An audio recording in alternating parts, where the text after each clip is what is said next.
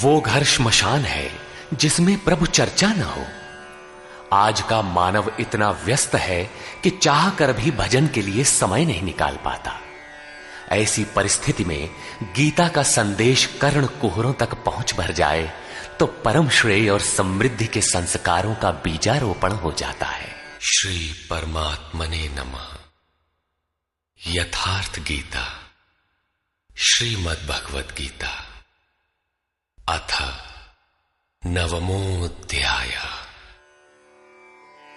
प्रस्तुत अध्याय में योगेश्वर श्री कृष्ण ने स्वयं चर्चा की कि योग युक्त पुरुष का ऐश्वर्य कैसा है, सब में व्याप्त रहने पर भी वो कैसे निर्लेप है, करते हुए भी वो कैसे अकर्ता है। उस पुरुष के स्वभाव एवं प्रभाव पर प्रकाश डाला। योग को आचरण में ढालने पर आने वाले देवतादिक विघ्नों से सतर्क किया और उस पुरुष के शरण होने पर बल दिया।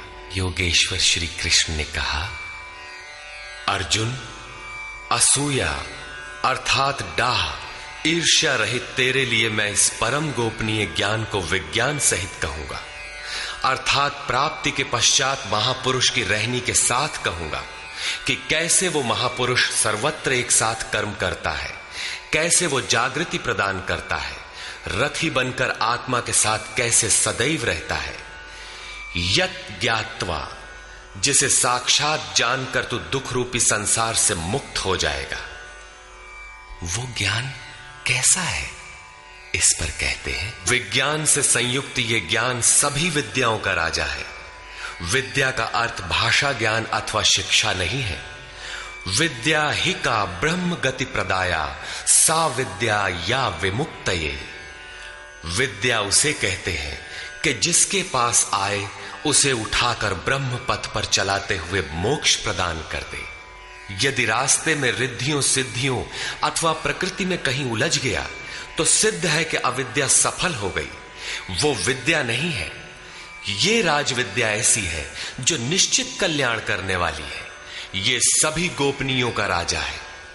अविद्या और विद्या के अवगुंठन का अनावरण होने पर योग युक्तता के पश्चात ही इससे मिलन होता है। ये अति पवित्र, उत्तम और प्रत्यक्ष फल वाला है। इधर करो उधर लो, ऐसा प्रत्यक्ष फल वाला है। ये अंधविश्वास नहीं है कि इस जन्म में साधन करो, फल कभी दूसरे जन्मों में मिलेगा। ये परम धर्म परमात्मा से संयुक्त है। विज्ञान सहित ये ज्ञान करने में सरल और अविनाशी है। अर्जुन, इस धर्म में अर्थात जिसका थोड़ा भी साधन करने पर विनाश नहीं होता, श्रद्धा रहित पुरुष मुझे प्राप्त न होकर संसार क्षेत्र में भ्रमण करता ही रहता है। अतः श्रद्धा अनिवार्य है। क्या आप संसार से परे हैं, इस पर कहते हैं, मुझ अव्यक्त स्वरूप से ये सब जगत व्याप्त है।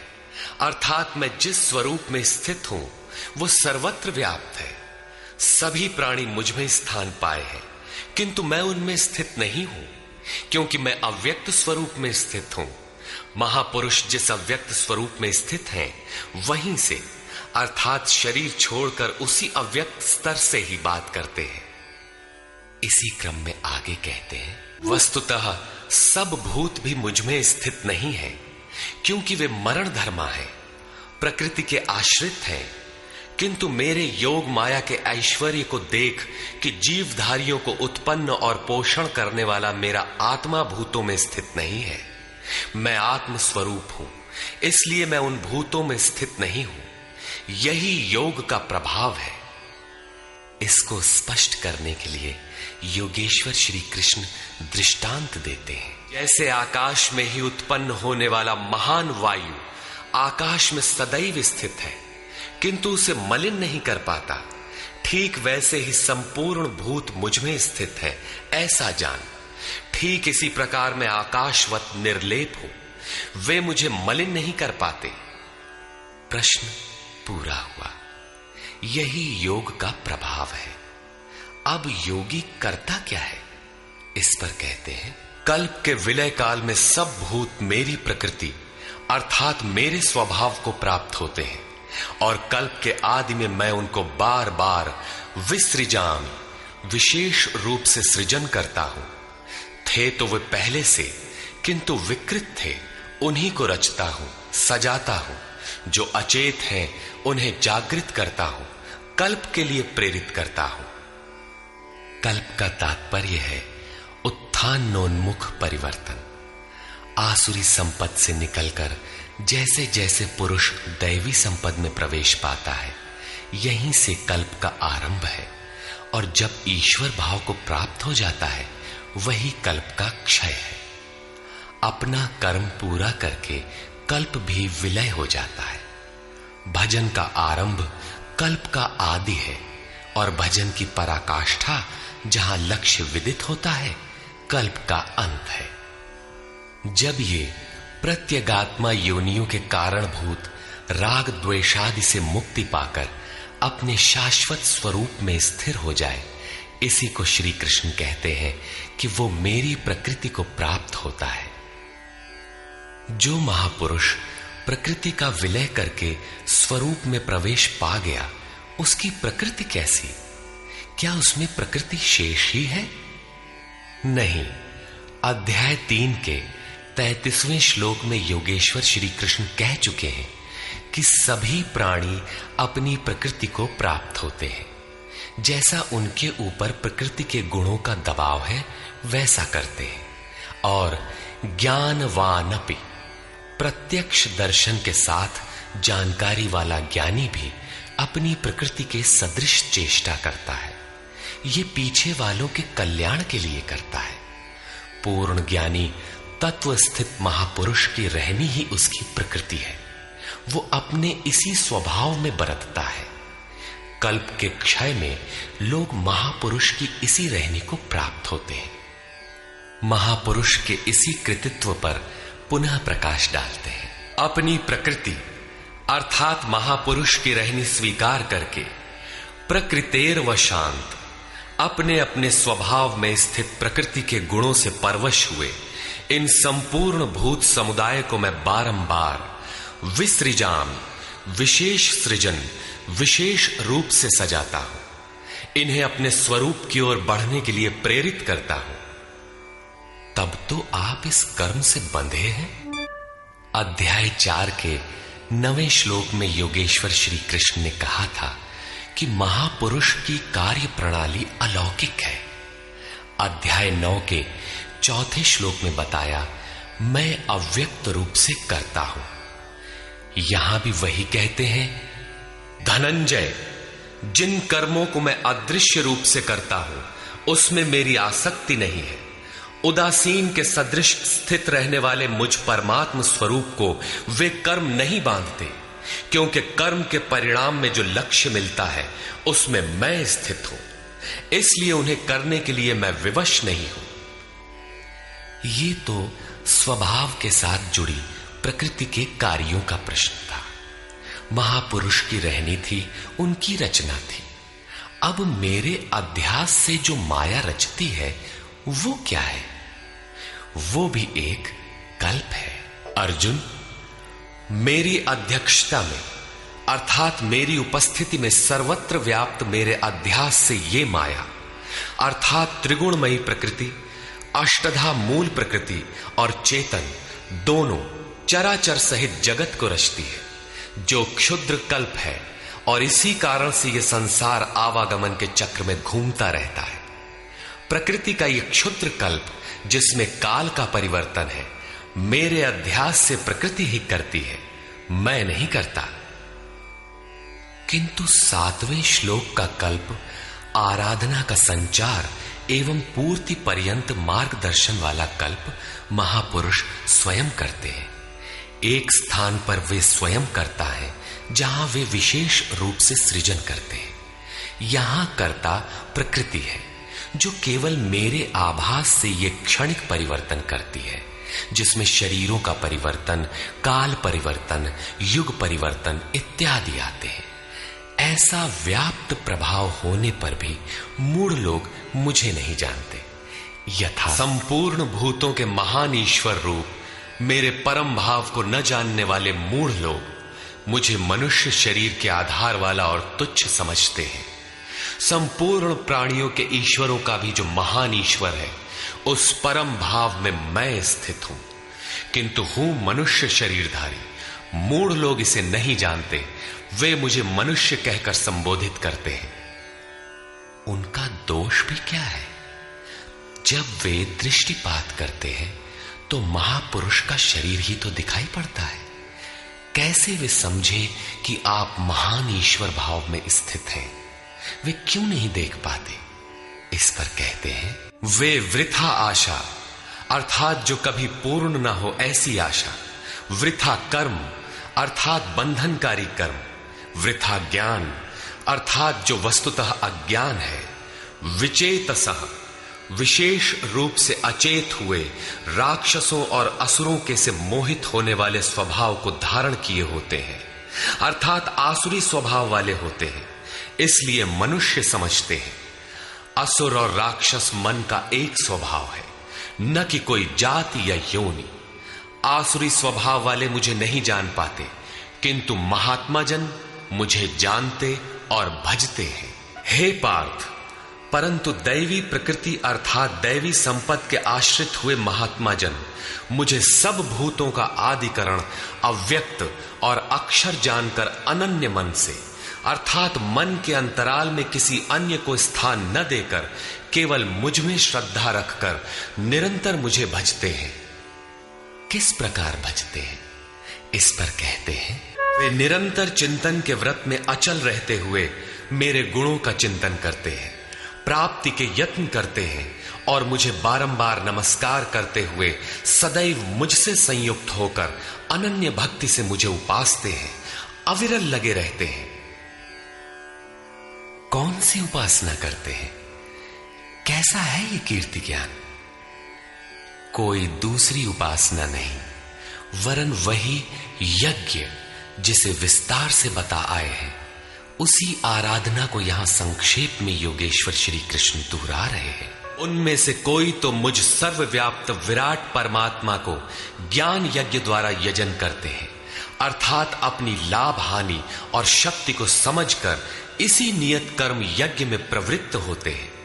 कुछ एकत्व भाव से मेरी उपासना करते हैं कि मुझे इसी में एक होना है, और दूसरे सब कुछ मुझे अलग रखकर मुझे समर्पण करके निष्काम सेवा भाव से मुझे उपासते हैं तथा बहुत प्रकार से उपासते हैं, क्योंकि एक ही यज्ञ के ये सभी ऊंचे नीचे स्तर हैं।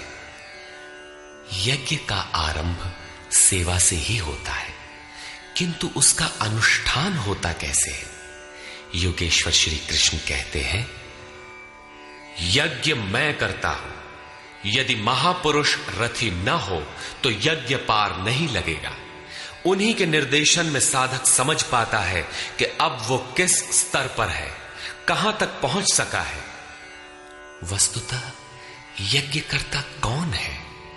इस पर योगेश्वर श्री कृष्ण कहते हैं, कर्ता मैं हूं। वस्तुतः कर्ता के पीछे प्रेरक के रूप में सदैव संचालित करने वाला इष्ट ही है। कर्ता द्वारा जो पार लगता है मेरी देन है। यज्ञ मैं हूं। यज्ञ आराधना की विधि विशेष है। पूर्ति काल में यज्ञ जिसका सृजन करता है, उस अमृत का पान करने वाला पुरुष सनातन ब्रह्म में प्रवेश पा जाता है। स्वधा मैं हूं, अर्थात अतीत के अनंत संस्कारों का विलय करना, उन्हें तृप्त कर देना मेरी देन है। भवरोग को मिटाने वाली औषधि मैं हूं। मुझे पाकर लोग इस रोग से निवृत्त हो जाते हैं। मंत्र मैं हूं। मन को श्वास के अंतराल में निरोध करना मेरी देन है। इस निरोध क्रिया में तीव्रता लाने वाली वस्तु आज्य अर्थात हवि भी मैं हूं। अग्नि मैं हूं। मेरे ही प्रकाश में मन की सभी प्रवृत्तियां विलय होती हैं तथा हवन अर्थात समर्पण भी मैं ही हूं। यहां योगेश्वर श्री कृष्ण बार बार मैं हूं कह रहे हैं। इसका आशय मात्र इतना है कि मैं ही प्रेरक के रूप में आत्मा से अभिन्न होकर खड़ा हो जाता हूं तथा निरंतर निर्णय देते हुए योग क्रिया को पूर्ण कराता हूं। इसी का नाम विज्ञान है। पूज्य महाराज जी कहा करते थे कि जब तक इष्ट देव रथी होकर श्वास प्रश्वास पर रोकथाम न करने लगे तब तक भजन आरंभ ही नहीं होता। कोई लाख आंख मूंदे भजन करे, शरीर को तपा डाले, लेकिन जब तक जिस परमात्मा की हमें चाह है वो जिस सतह पर हम खड़े हैं उस स्तर पर उतरकर आत्मा से अभिन्न होकर जागृत नहीं हो जाता, तब तक सही मात्रा में भजन का स्वरूप समझ में नहीं आता। इसीलिए महाराज जी कहते थे, मेरे स्वरूप को पकड़ो, मैं सब दूंगा। श्री कृष्ण कहते हैं, सब मुझसे होता है। अर्जुन, मैं ही संपूर्ण जगत का धाता अर्थात धारण करने वाला, पिता अर्थात पालन करने वाला, माता अर्थात उत्पन्न करने वाला, पितामह अर्थात मूल उद्गम हूं, जिसमें सभी प्रवेश पाते हैं, और जानने योग्य पवित्र ओंकार अर्थात जो अहम आकारः इति ओंकारः, वो परमात्मा मेरे स्वरूप में है। सोहम, तत्वमसि इत्यादि एक दूसरे के पर्याय हैं। ऐसा जानने योग्य स्वरूप मैं ही हूं। ऋक् अर्थात संपूर्ण प्रार्थना, साम अर्थात समत्व दिलाने वाली प्रक्रिया, यजुः अर्थात यजन की विधि विशेष भी मैं ही हूं। योग अनुष्ठान के उक्त तीनों आवश्यक अंग मुझसे होते हैं। हे अर्जुन, गति अर्थात प्राप्त होने योग्य परम गति, भर्ता भरण पोषण करने वाला, सबका स्वामी, साक्षी अर्थात दृष्टा रूप में स्थित सबको जानने वाला, सबका वास स्थान शरण लेने योग्य, अकारण प्रेमी मित्र, उत्पत्ति और प्रलय अर्थात शुभाशुभ संस्कारों का विलय तथा अविनाशी कारण मैं ही हूं। अर्थात अंत में जिनमें प्रवेश मिलता है वे सारी विभूतियां मैं ही हूं। मैं सूर्य रूप से तपता हूं, वर्षा को आकर्षित करता हूं, मृत्यु से परे अमृतत्व तथा मृत्यु, सत और असत सब कुछ मैं ही हूं। अर्थात जो परम प्रकाश प्रदान करता है वो सूर्य मैं ही हूं। कभी कभी भजने वाले मुझे असत भी मान बैठते हैं, वे मृत्यु को प्राप्त होते हैं। इस प्रकार कहते हैं, आराधना विद्या के तीनों अंग ऋक्, साम और यजु अर्थात प्रार्थना, समत्व की प्रक्रिया और यजन का आचरण करने वाले, सोम अर्थात चंद्रमा के क्षीण प्रकाश को पाने वाले, पाप से मुक्त होकर पवित्र हुए पुरुष उसी यज्ञ की निर्धारित प्रक्रिया द्वारा मुझे इष्ट रूप में पूजकर स्वर्ग के लिए प्रार्थना करते हैं। यही असत की कामना है जिससे वे मृत्यु को प्राप्त होते हैं, उनका पुनर्जन्म होता है, जैसा पिछले श्लोक में योगेश्वर ने बताया। वे पूजते मुझे ही हैं, उसी निर्धारित विधि से पूजते हैं, किंतु बदले में स्वर्ग की याचना करते हैं। वे पुरुष अपने पुण्य के फल स्वरूप इंद्रलोक को प्राप्त होकर स्वर्ग में देवताओं के दिव्य भोग भोगते हैं, अर्थात ये भोग भी मैं ही देता हूं। वे उस विशाल स्वर्ग को भोग कर पुण्य क्षीण होने पर मृत्युलोक अर्थात जन्म मृत्यु को प्राप्त होते हैं। इस प्रकार त्रयी धर्मम, प्रार्थना, समत्व एवं यजन की तीनों विधियों से एक ही यज्ञ का अनुष्ठान करने वाले मेरे शरण हुए भी कामना वाले पुरुष बारंबार जाने आने को अर्थात पुनर्जन्म को प्राप्त होते हैं। अतः किसी प्रकार की कामना नहीं करनी चाहिए। जो कामना नहीं करते उन्हें क्या मिलता है? अनन्य भाव से मुझ में स्थित भक्तजन मुझ परमात्म स्वरूप का निरंतर चिंतन करते हैं। पर्युपासते, लेश मात्र भी त्रुटि न रखकर मुझे उपासते हैं। उन नित्य एक ही भाव से संयुक्त हुए पुरुषों का योगक्षेम मैं स्वयं वहन करता हूं, अर्थात उनके योग की सुरक्षा की सारी जिम्मेदारी मैं अपने हाथ में लेता हूं। इतना होने पर भी लोग अन्य देवताओं को भजते हैं। ते श्रद्धा से युक्त हुए जो भक्त दूसरे दूसरे देवताओं को पूजते हैं, वे भी मुझे ही पूजते हैं, किंतु उनका वो पूजना अविधि पूर्वक है, मेरी प्राप्ति की विधि से रहित है। यहां योगेश्वर श्री कृष्ण ने दूसरी बार देवताओं के प्रकरण को लिया है। सर्वप्रथम अध्याय 7 के 20वें से 23वें श्लोक तक उन्होंने कहा, अर्जुन, कामनाओं द्वारा जिनके ज्ञान का अपहरण कर लिया गया है, ऐसे मूढ़ बुद्धि पुरुष अन्य देवताओं की पूजा करते हैं, और जहां पूजा करते हैं वहां देवता नाम की सक्षम सत्ता तो है नहीं, परंतु पीपल, पत्थर, भूत, भवानी अथवा अन्यत्र जहां उनकी श्रद्धा झुक जाती है वहां कोई देवता नहीं है। मैं ही सर्वत्र हूं, उस स्थान पर मैं ही खड़ा होकर उनकी देव श्रद्धा को उन स्थानों पर स्थिर करता हूं। मैं ही फल का विधान करता हूं, फल देता हूं। फल निश्चित मिलता है, किंतु उनका फल नाशवान है। आज है तो कल भोगने में आ जाएगा, नष्ट हो जाएगा, जबकि मेरा भक्त नष्ट नहीं होता। अतः वे मूढ़ बुद्धि जिनके ज्ञान का अपहरण हो गया है, वही अन्य देवता की पूजा करते हैं। प्रस्तुत अध्याय 9 के 23 से 25वें श्लोक तक योगेश्वर श्री कृष्ण पुनः दोहराते हैं, अर्जुन, जो श्रद्धा से अन्य अन्य देवताओं को पूजते हैं वे मुझे ही पूजते हैं, किंतु अविधि पूर्वक है।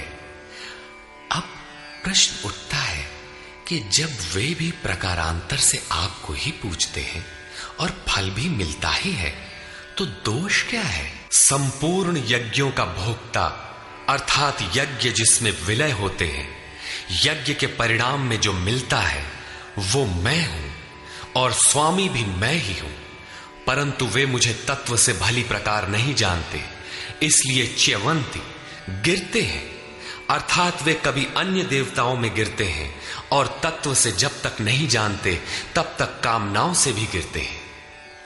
उनकी गति क्या है? देवताओं को पूजने वाले देवताओं को प्राप्त होते हैं। देवता हैं तो परिवर्तित सत्ता, वे अपने सदकर्मानुसार जीवन व्यतीत करते हैं।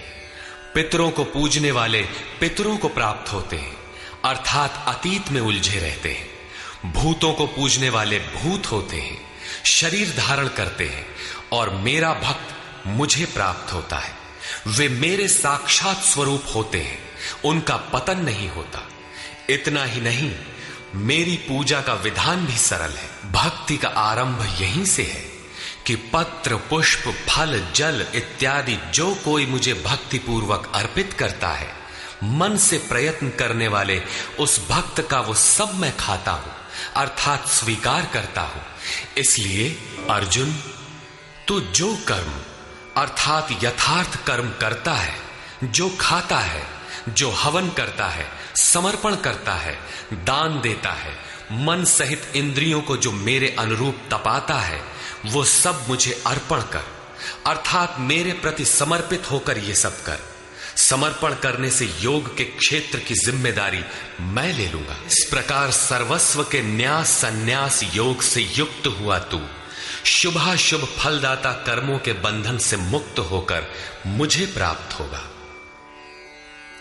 उपर्युक्त 3 श्लोकों में योगेश्वर श्री कृष्ण ने क्रमबद्ध साधन और उसके परिणाम का चित्रण किया है।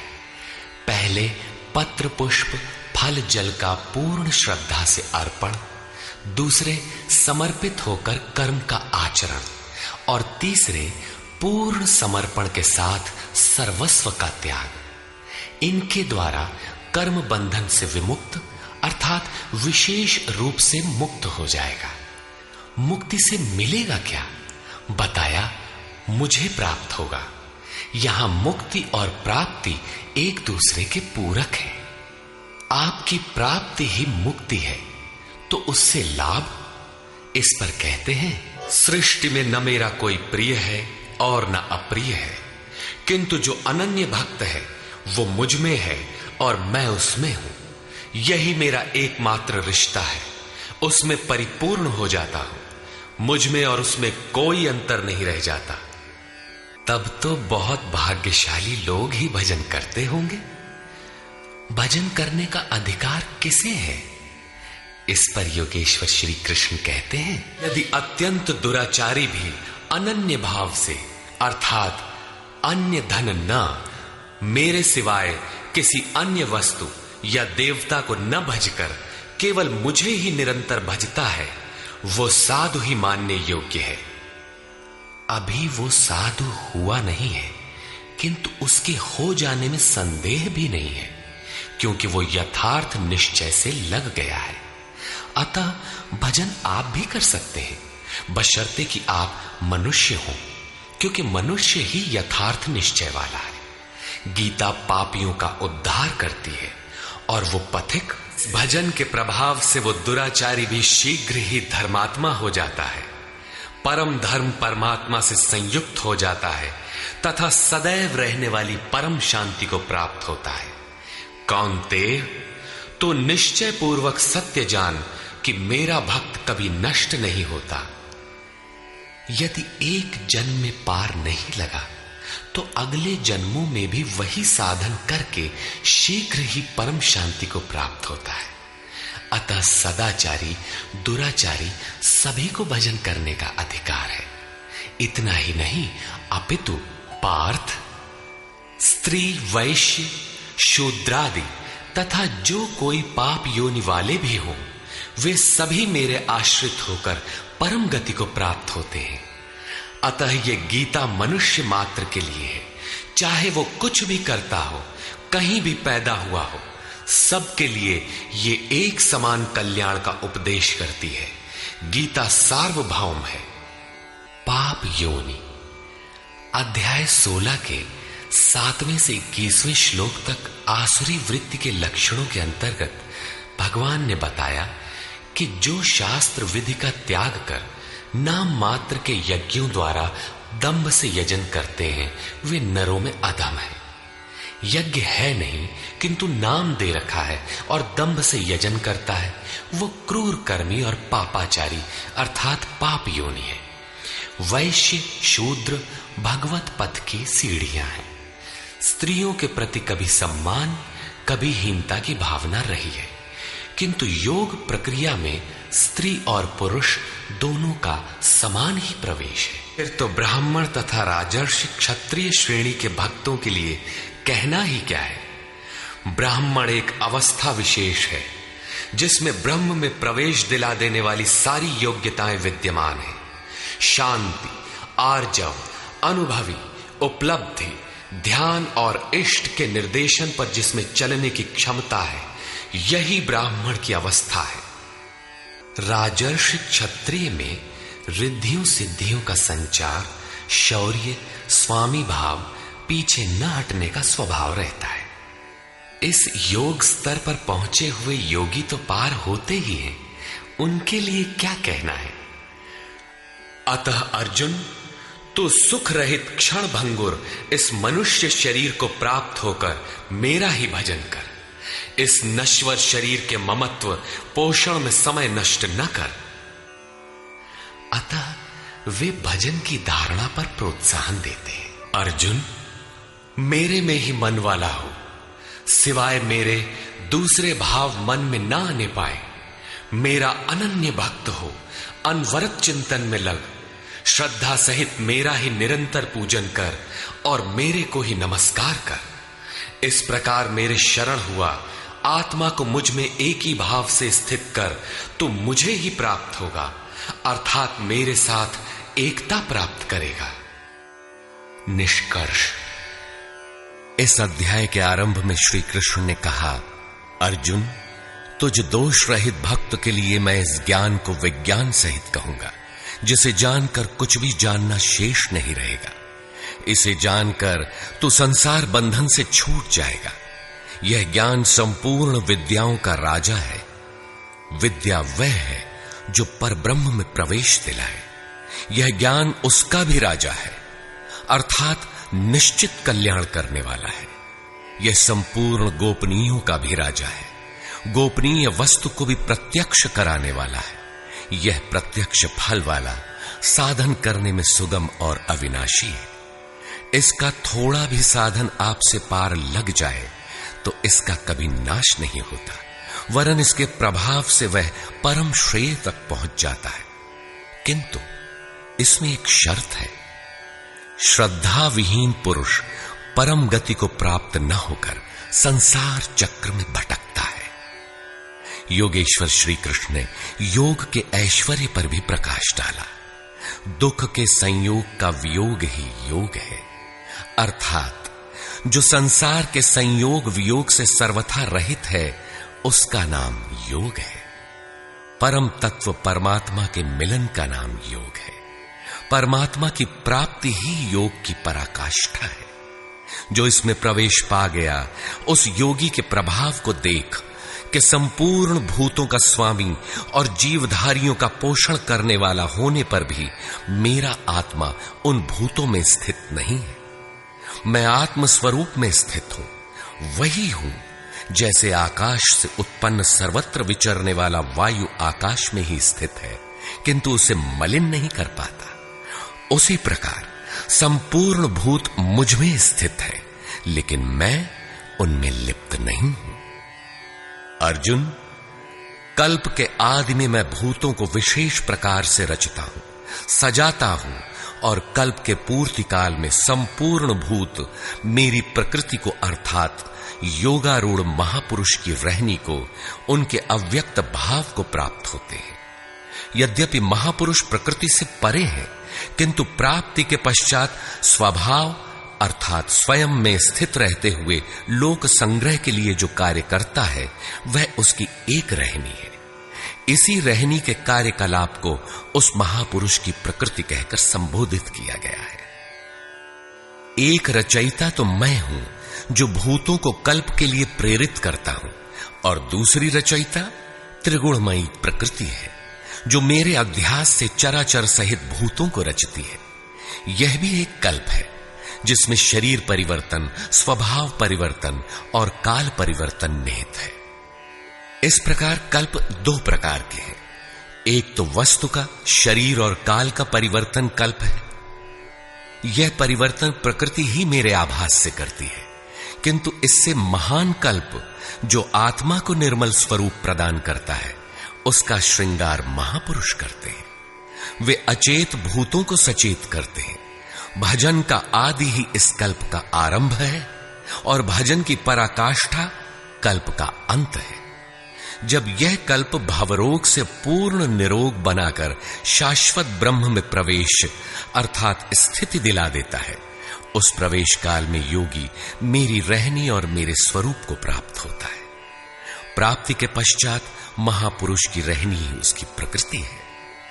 योगेश्वर श्री कृष्ण कहते हैं, अर्जुन, मूढ़ लोग मुझे नहीं जानते, मुझ ईश्वरों के ईश्वर को भी तुच्छ समझते हैं, साधारण मनुष्य मानते हैं। प्रत्येक महापुरुष के साथ यह विडंबना रही है कि तत्कालीन समाज ने उनकी उपेक्षा की, उनका डटकर विरोध हुआ। श्री कृष्ण भी इसके अपवाद नहीं थे। वे कहते हैं, मैं परम भाव में स्थित हूं, किंतु शरीर मेरा भी मनुष्य का ही है। अतः मूढ़ पुरुष मुझे तुच्छ कहकर, मनुष्य कहकर संबोधित करते हैं।